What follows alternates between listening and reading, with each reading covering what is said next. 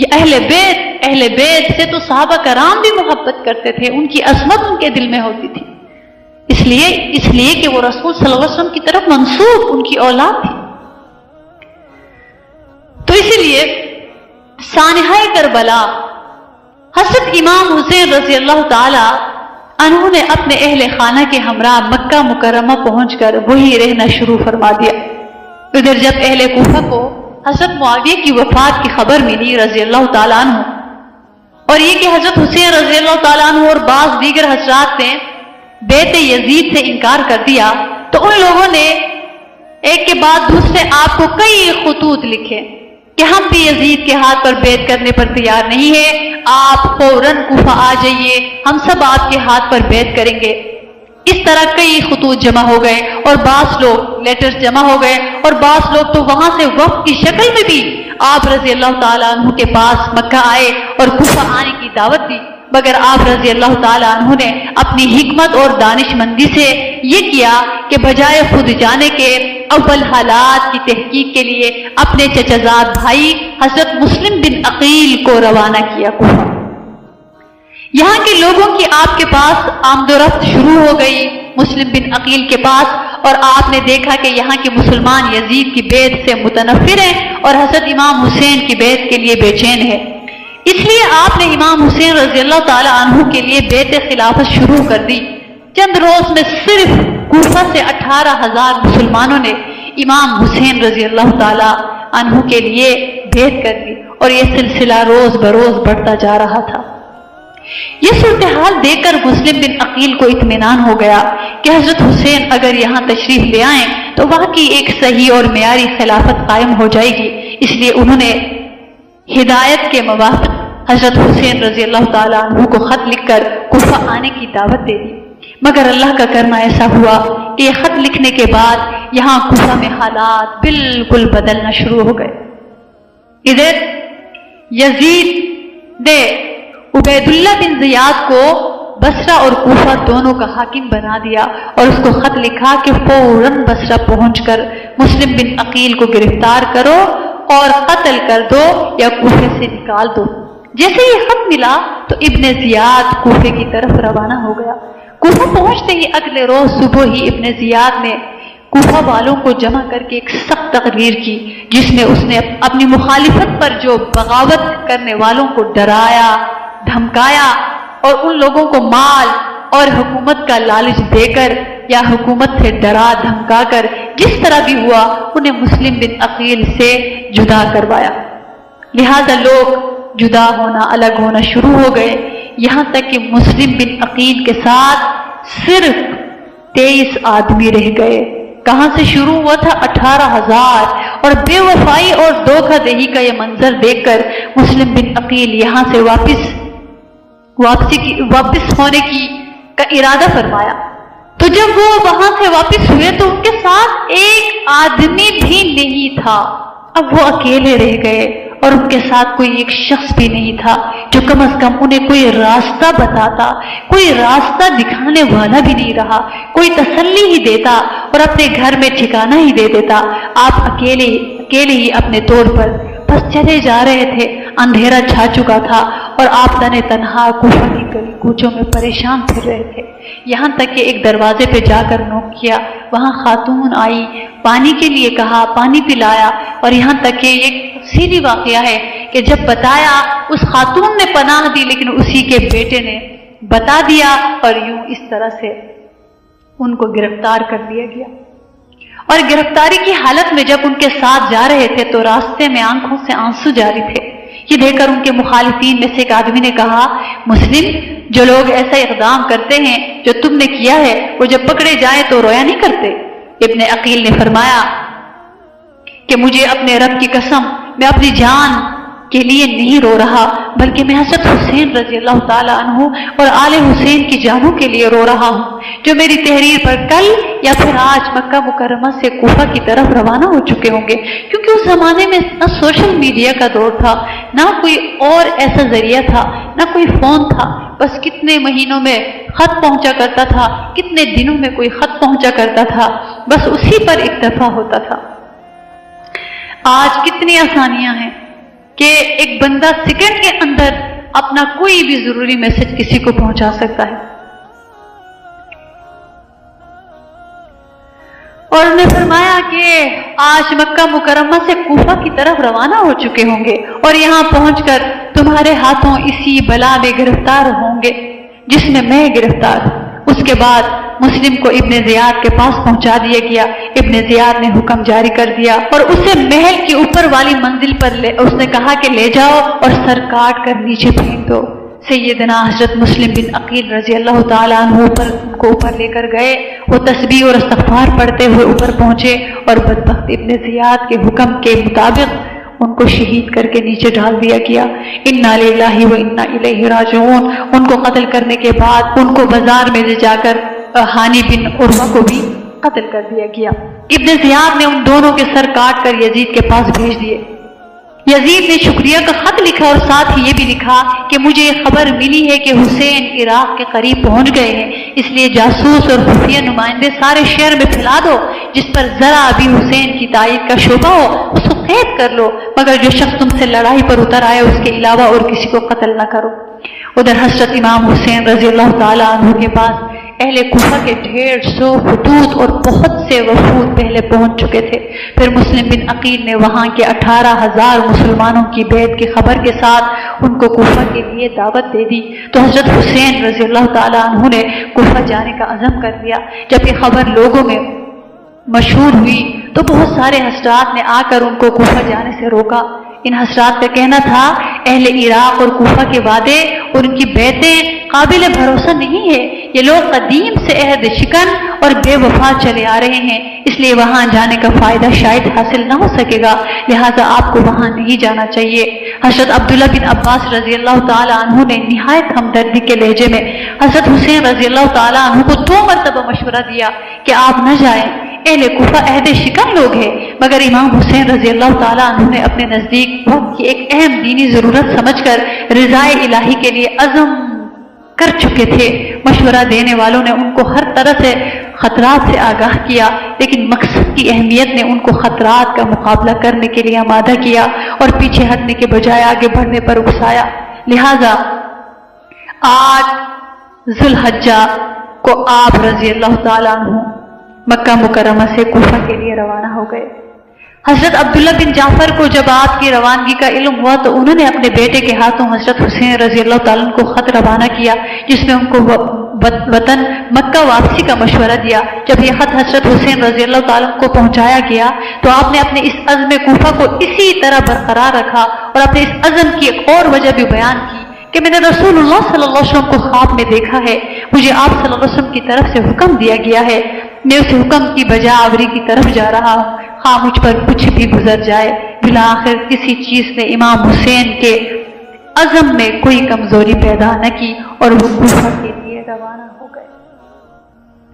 حضرت حسین رضی اللہ تعالیٰ عنہ اور ان کے وفادار ساتھی سفر طے کر رہے تھے اور ادھر حسین بن نمیر نے حر بن یزید کو 1000 سواروں کی فوج دے کر آپ رضی اللہ تعالیٰ عنہ کس کے مقابلے کے لیے، وہ جو حضرت فاطمہ کے لاڈلے، حضرت علی کے لاڈلے، محمد رسول اللہ کے پیارے ہیں، حضرت حسین اور ان کے وفادار ساتھی سفر طے کر رہے ہیں.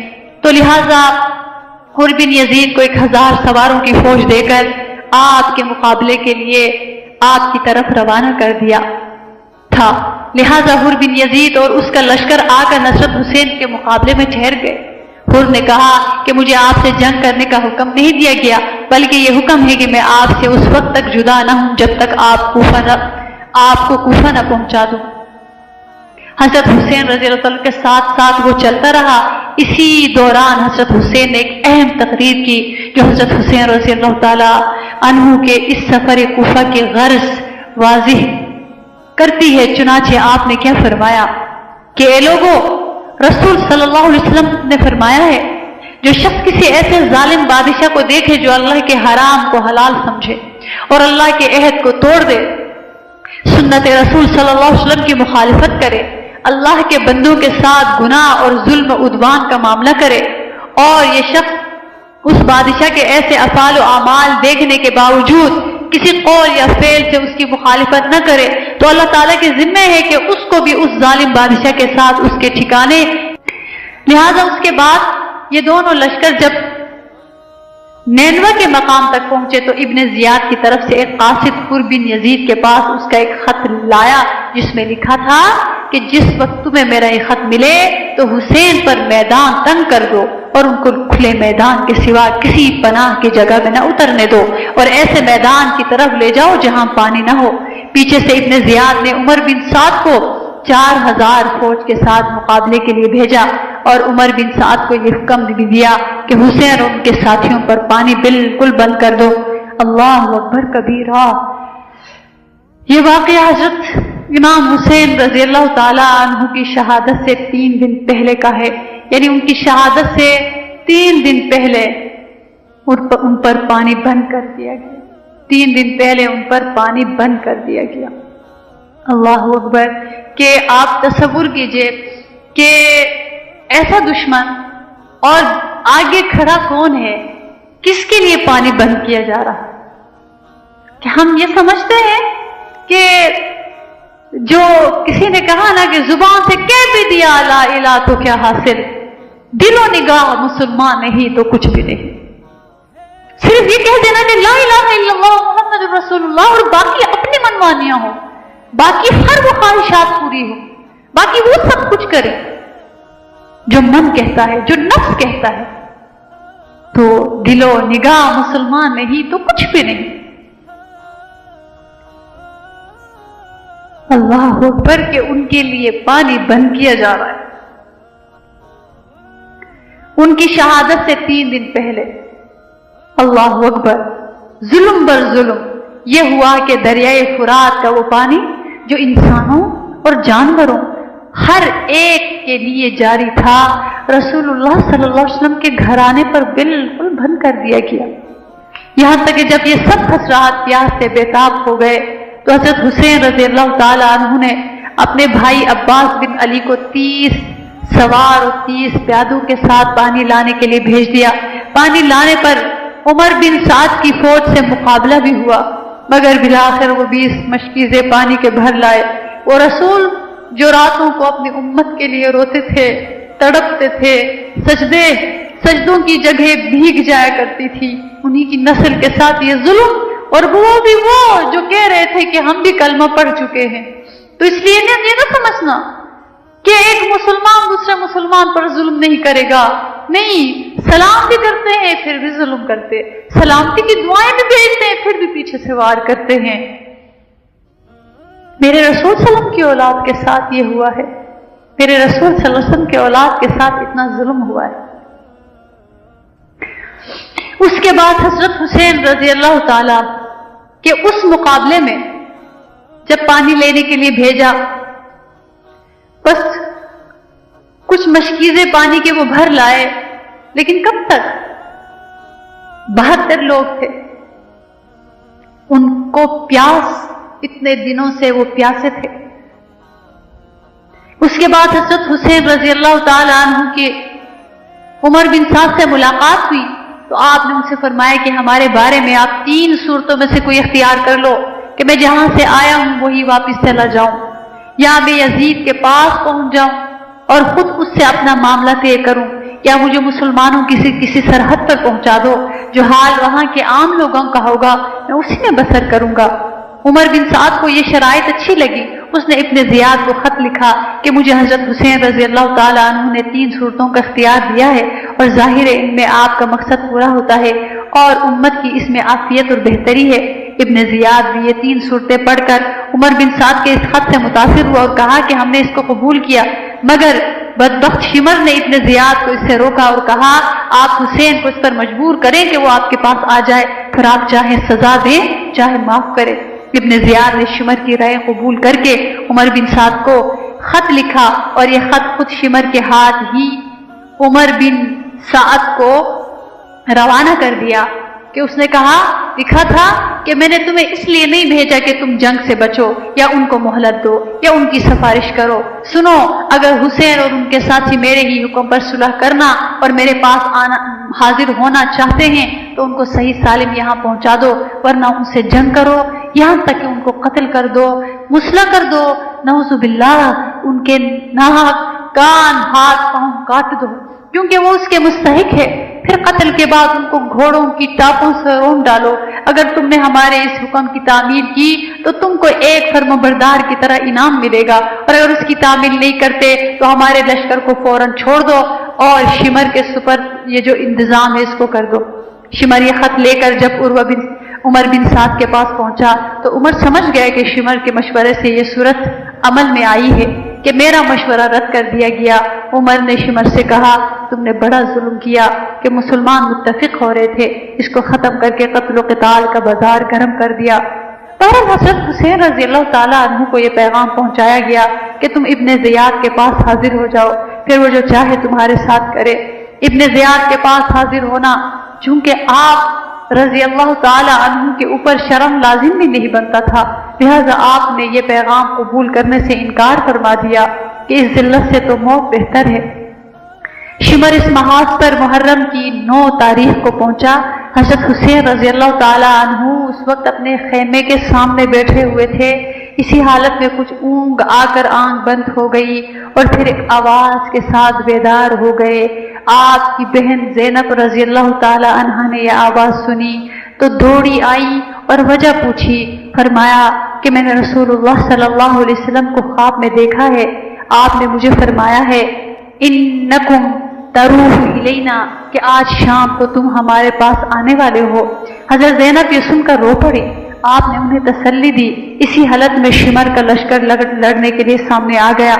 آپ کے بھائی عباس رضی اللہ تعالیٰ عنہ آگے بڑھے اور اس کے مقابل گروہ سے گفتگو ہوئی۔ اس نے اسی وقت بلا مہلت جنگ کا اعلان سنایا۔ حضرت عباس رضی اللہ تعالیٰ عنہ نے آ کر حضرت حسین رضی اللہ تعالیٰ عنہ کو اطلاع دی۔ حضرت حسین نے فرمایا کہ ان سے کہو کہ آج کی رات جنگ ملتوی کر دو تاکہ آج رات میں وصیت اور نماز و دعا اور استغفار کر سکوں۔ شمر اور عمر بن سعد نے اور لوگوں سے مشورہ کرنے کے بعد مہلت دے دی اور واپس ہو گئے۔ حضرت امام حسین رضی اللہ تعالیٰ عنہ نے اپنے اہل بیت اور ساتھیوں کو جمع کر کے ایک تقریر کی جس میں یہ بھی فرمایا میں سمجھتا ہوں کہ کل ہمارا آخری دن ہے، میں آپ سب کو خوشی سے اجازت دیتا ہوں کہ سب اس رات کی تاریکی میں نکل جاؤ اور جہاں پناہ ملے چلے جاؤ، کیونکہ دشمن صرف میرا طلبگار ہے۔ تقریر کے آخر میں آپ کی بہن حضرت زینب بے قرار ہو کر رونے لگی تو آپ نے تسلی دی اور یہ وصیت فرمائی میری بہن میں تمہیں اللہ کی قسم دیتا ہوں میری شہادت پر تم کپڑے نہ پھاڑنا، سینہ کو بھی سینہ پیٹنا وغیرہ ہرگز نہ کرنا اور آواز سے رونے چلانے سے بچنا۔ یہ وصیت فرما کر باہر آ گئے اور اپنے ساتھیوں کو جمع کر کے تمام رات تہجد اور دعائے استغفار میں مشغول رہے۔ یہ عاشورہ یعنی 10 محرم کی رات تھی۔ اگلے دن 10 محرم بروز جمعہ صبح کی نماز فارغ ہوتے ہی عمر بن سعد لشکر لے کر سامنے آ گیا۔ حضرت حسین رضی اللہ تعالی عنہ کے ساتھ اس وقت کل 72 ساتھی تھے، 25 سوار اور 40 پیادل۔ آپ رضی اللہ تعالیٰ عنہ نے بھی مقابلے کے لیے اپنے ساتھیوں کی صف بندی فرمائی۔ اسی دوران ابن زیاد کے لشکر میں سے حر بن یزید جو سب سے پہلے 1000 کا لشکر لے کر مقابلے کے لیے آیا تھا، اپنا گھوڑا دوڑا کر حضرت حسین کے لشکر میں آ کر مل گئے اور بالآخر حضرت حسین کے لشکر کی طرف سے ہی لڑتے ہوئے شہید ہوئے اور آخر وقت میں اپنی آخرت سوار گئے۔ حضرت حسین نے جنگ سے پہلے دشمن کی فوج کو مخاطب کر کے ایک درد انگیز اور دلوں کو ہلا دینے والی تقریر کی، جس کی ابتدائی چند اہم باتیں یہ ہیں کہ اے لوگوں تم میرا نسب دیکھو، میں کون ہوں، پھر اپنے دلوں میں نگاہ ڈالو، کیا تمہارے لیے جائز ہے کہ تم مجھے قتل کرو اور میری عزت پر ہاتھ ڈالو؟ کیا میں تمہارے نبی صلی اللہ علیہ وسلم کی صاحبزادی کا بیٹا نہیں ہوں؟ کیا یہ مشہور حدیث تمہیں معلوم نہیں ہے کہ رسول صلی اللہ علیہ وسلم نے مجھے اور میرے بھائی حسن کو جنت کے نوجوانوں کا سردار فرمایا ہے؟ جب گفتگو طویل ہونے لگی تو بدبخت شمر نے پہلا تیر ان پر چلا دیا اور اس کے بعد تیر اندازی کا سلسلہ شروع ہوا۔ پھر جنگ ہوئی، آخر ظہر کی نماز کا وقت ہو گیا اور اس وقت تک حضرت حسین رضی اللہ تعالیٰ عنہ کے اکثر ساتھی شہید ہو چکے تھے۔ حضرت امام حسین نے فرمایا کہ ان سے کہو جنگ بند کرو یہاں تک کہ ہم نماز پڑھ لیں۔ اس پر مخالف فوج کے ایک آدمی نے کہا تمہاری نماز تو قبول ہی نہیں ہے۔ جواب میں حبیب بن مطر نے فرمایا افسوس، کیا تمہاری نماز قبول ہوگی اور آل رسول صلی اللہ علیہ وسلم کی قبول نہیں ہوگی؟ جب ان لوگوں نے حضرت حسین کو نماز پڑھنے کی اجازت نہ دی تو آپ نے اپنے چند ساتھیوں کے ساتھ صلاۃ الخوف کے مطابق ظہر کی نماز ادا فرمائی۔ نماز کے بعد پھر اسی طرح جنگ چلتی رہی۔ اس میں حضرت حسین کے بڑے بیٹے حضرت علی اکبر یہ شعر پڑھتے ہوئے آگے بڑھے کہ میں علی ہوں، حسین علی کا بیٹا ہوں، رب کعبہ کی قسم ہم رسول اللہ سے قریب تر ہے۔ کمبخت نے ان کو نیزہ مار کر گرا دیا۔ پھر کچھ اور بدبخت آگے بڑھے اور ان کی لاش کے ٹکڑے کر دیے۔ حضرت حسین سامنے آئے اور کہا میرے بیٹے اللہ تعالیٰ اس قوم کو برباد کرے جس نے تجھے قتل کیا ہے۔ یہ لوگ اللہ پر اس کے رسول کے حرم پر کتنے جرأت مند ہو رہے ہیں۔ اس کے بعد ان کی لاش اٹھا کر خیمے کے پاس پہنچا دی۔ حضرت قاسم بن حسن کے سر پر تلوار مار دی، وہ گرے اور ان کے منہ سے نکلا کہ اے چچا جان، تو حضرت حسین دوڑ کر ان کو سنبھالا اور اسی طرح تلوار سے حملہ کیا۔ کوہنی سے ہاتھ کٹ گیا اس دشمن کا۔ حضرت حسین اپنے اس بھتیجے قاسم کی لاش کو اپنے کندھے پر اٹھا کر لائے اور اپنے بیٹے اور دوسرے اہل بیت کے برابر لٹا دیا۔ اب حضرت حسین رضی اللہ تعالی عنہ تقریباً تنہا اور بے یار و مددگار رہ گئے، لیکن ان کی طرف بڑھنے کی کسی کو ہمت نہیں ہوئی۔ اس طرح بہت دیر تک یہی کیفیت رہی کہ جو شخص آپ کی طرف بڑھتا اسی طرح لوٹ جاتا، اور حضرت امام حسین کے قتل اور ان کے گناہ کو اپنے سر لینا نہ چاہتا تھا۔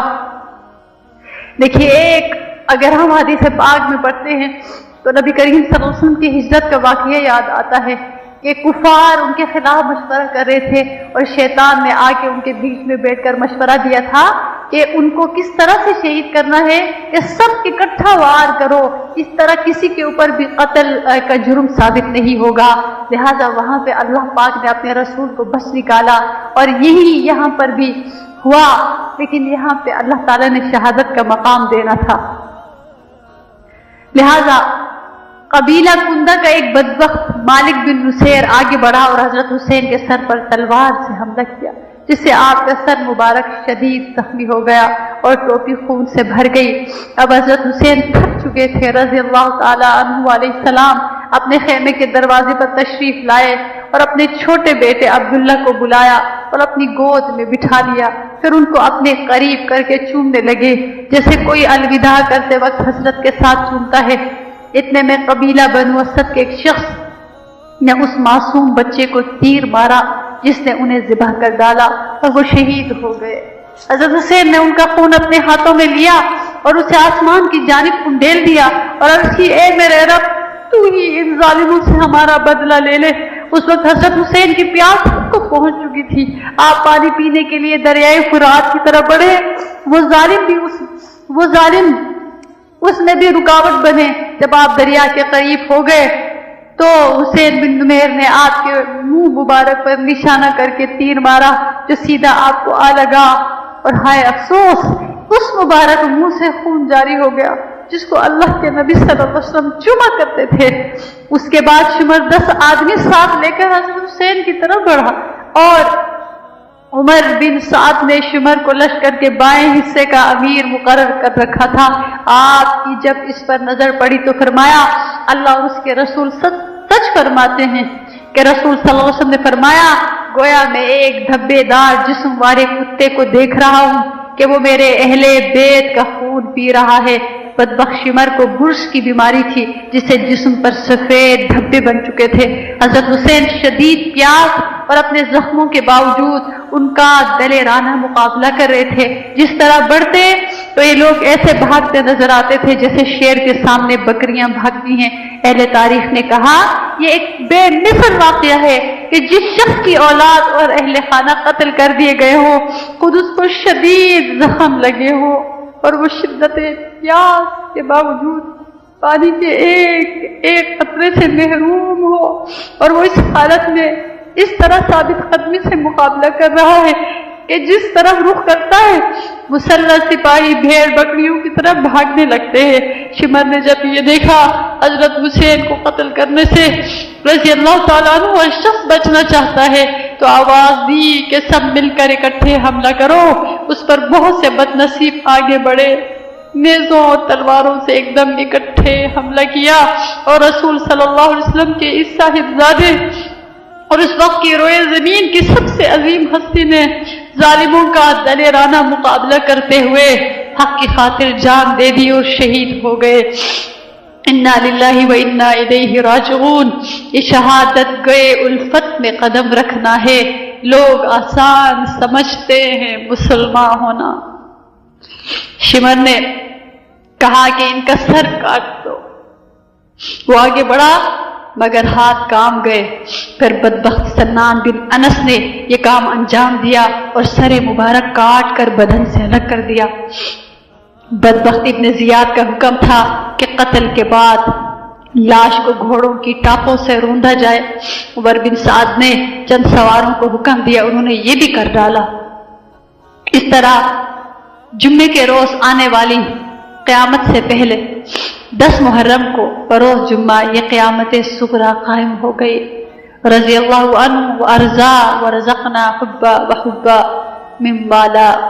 جب دیکھا گیا تو حضرت حسین کی لاش پر 33 زخم نیزوں کے اور 34 زخم تلواروں کے تھے، تیروں کے زخم ان کے علاوہ تھے۔ حضرت حسین رضی اللہ تعالی عنہ اور عام اہل بیت کے قتل سے فارغ ہو کر یہ ظالم لوگ آپ کے چھوٹے بیٹے علی اصغر، جنہوں نے بعد میں زین العابدین کے نام سے شہرت پائی اور انہی سے حضرت حسین کی نسل پوری دنیا میں چلی، ان کی طرف متوجہ ہوئے۔ شمر نے ان کو بھی قتل کرنا چاہا تو انہوں نے ایک آدمی حمید بن مسلم نے کہا کہ سبحان اللہ، کیا ہم ایسے نوعمر لڑکے کو قتل کریں گے جو مریض بھی ہے اور جنگ میں اس نے حصہ بھی نہیں لیا، لہٰذا اس بات پر چھوڑ دیا۔ عمر بن سعد اہل بیت اور حضرت حسین رضی اللہ تعالی عنہ کی بیٹیوں اور بہنوں اور بچوں کو ساتھ لے کر کوفہ کے لیے نکلے تو حضرت حسین اور ان کے اصحاب کی لاشیں پڑی ہوئی تھی۔ عورتیں بچوں کے سامنے یہ منظر آیا تو کوہرام مچ گیا، گویا زمین و آسمان رونے لگے۔ عمر بن سعد نے ان سب اہل بیت کو ابن زیاد کے سامنے پیش کیا تو حضرت حسین رضی اللہ تعالی عنہ کی بہن حضرت زینب رضی اللہ تعالی عنہا بہت میلے کپڑے پہن کر پہنچی اور ان کی باندیاں ان کے گرد تھی اور ایک طرف جا کر خاموش بیٹھ گئی۔ ابن زیاد نے پوچھا کہ الگ بیٹھنے والی کون ہے؟ زینب رضی اللہ تعالیٰ نے کوئی جواب نہ دیا۔ کئی مرتبہ اس طرح دریافت کیا مگر زینب رضی اللہ تعالیٰ عنہ خاموش رہی۔ جب کسی لونڈی نے کہا کہ یہ زینب رضی اللہ تعالیٰ عنہ بنت فاطمہ رضی اللہ تعالیٰ عنہ ہیں، ابن زیاد بولا شکر ہے اللہ کا جس نے تمہیں رسوا کیا اور قتل کیا اور تمہاری بات کو جھوٹا کیا۔ اس پر حضرت زینب رضی اللہ تعالی عنہ کڑک کر بولی شکر ہے اللہ کا جس نے ہمیں محمد مصطفیٰ صلی اللہ علیہ وسلم کے نسب سے شرف بخشا اور قرآن ہمارے پاک کرنے کو بیان کیا۔ رسوا وہ ہوتا ہے جو اللہ کی نافرمانی کرتا ہے۔ ابن زیاد نے غصے میں آ کر کہا اللہ نے مجھے تمہارے غیظ سے شفا دے دی اور تمہارے سرکش کو ہلاک کیا۔ حضرت زینب رضی اللہ تعالی عنہ کا دل بھر آیا، رونے لگی اور کہا کہ تو نے ہمارے چھوٹوں بڑوں کو قتل کر دیا، اگر یہ تیری شفا ہے تو شفا سمجھ۔ ابن زیاد نے ایک نماز کے بعد خطبہ دیا جس میں حسین اور حضرت علی رضی اللہ تعالی عنہما پر سب و شتم کیا۔ اس بدبخت نے ابن زیاد نے لوگوں کو جمع کر کے سب کے سروں کو سامنے رکھا اور ایک چھڑی سے سیدنا امام حسین رضی اللہ تعالی عنہ کے منہ مبارک کو چھونے لگا۔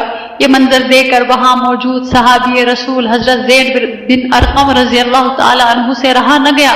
وہ بول اٹھے کہ چھڑی ان پاک ہونٹوں کے اوپر سے ہٹا لے، قسم ہے اس ذات کی جس کے سوا کوئی معبود نہیں، میں نے رسول اللہ صلی اللہ علیہ وسلم کو دیکھا ہے کہ وہ ان ہونٹوں کو بوسہ دیتے تھے، اور یہ کہہ کر وہ رو پڑے۔ ابن زیاد نے کہا اگر تم بوڑھے نہ ہوتے تو میں تمہاری بھی گردن اڑا دیتا۔ ابن زیاد کی بدبختی نے اسی پر بس نہیں کیا بلکہ حکم دیا کہ حضرت حسین رضی اللہ تعالیٰ عنہ کے سر کو ایک لکڑی پر رکھ کر کوفہ کے بازاروں اور گلی کوچوں میں گھمایا جائے، سب لوگ دیکھ لیں۔